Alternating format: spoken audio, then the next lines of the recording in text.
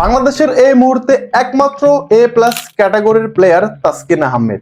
অনেকদিন থেকেই শোনা যাচ্ছিল আইপিএল এর টিম লখনৌ সুপার জায়ান্টের হয়ে এবার আইপিএল মাতাতে পারেন তাসকিন আহমেদ।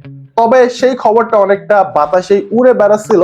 আমরা কিন্তু পাকাপোক্ত একটা খবর এখনো পাইনি তাসকিনের মুখ থেকে। বাট অবশেষে তাসকিন কিন্তু নিজে জানিয়ে দিলেন যে তিনি এইবার 2025 আইপিএল খেলবেন কি না।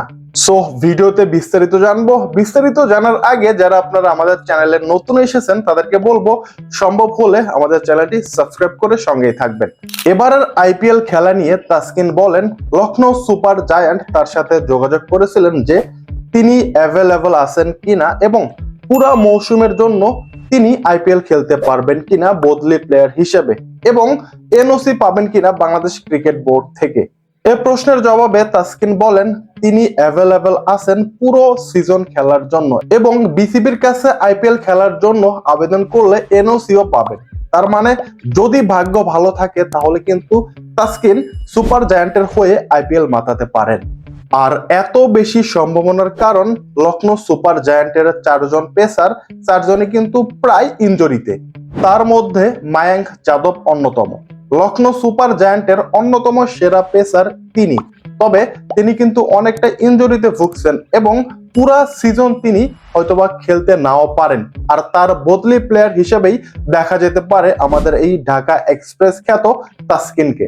অন্যদিকে লখনৌ সুপার জায়ান্টের অন্য 3 জন পেসার আকাশদীপ, মহসিন খান এবং আবেশ খানরাও কিন্তু পুরোপুরি ফিট নয়। সো তাদের একজনের বদলি প্লেয়ার হিসেবে আমরা কিন্তু অনেকটাই আশা করতে পারি এবারের আইপিএল মাতাতে পারবেন আমাদের এই দেশি টাইগার।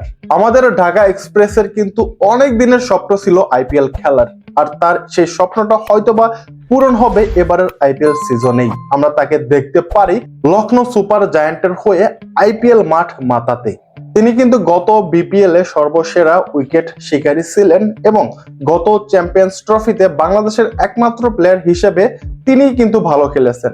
সো তার এই দারুণ ফর্মটা কিন্তু কাজে লাগাতে পারে এবার আইপিএল এর দল লখনৌ সুপার জায়ান্ট। বাকিটা দেখা যাক, সময় আসলে আমরা হয়তো দেখতে পারবো এবারের আইপিএল মাঠ মাতাতে পারবেন আমাদের এই পেসার।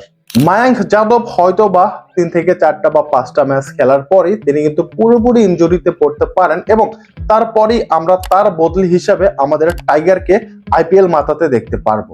সো এমনটা কিন্তু হতেই পারে, প্রথমবারের মতো হয়তো বা আইপিএল খেলতে পারে আমাদের এই টাইগার তাসকিন আহমেদ। এজন্য আপনারা কতটা এক্সাইটেড কমেন্টে জানিয়ে দিতে পারেন। আর ভিডিও এ পর্যন্তই। ভিডিও ভালো লাগলে আমাদের চ্যানেলটা সাবস্ক্রাইব করে সঙ্গে থাকতে পারেন। ধন্যবাদ।